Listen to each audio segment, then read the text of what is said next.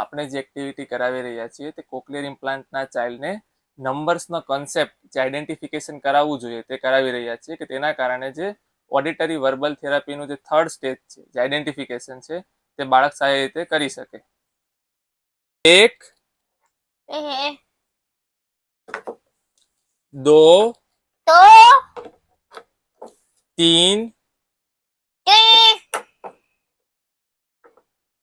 4 5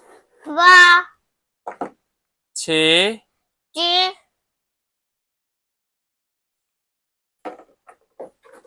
7 8 9 10 11 12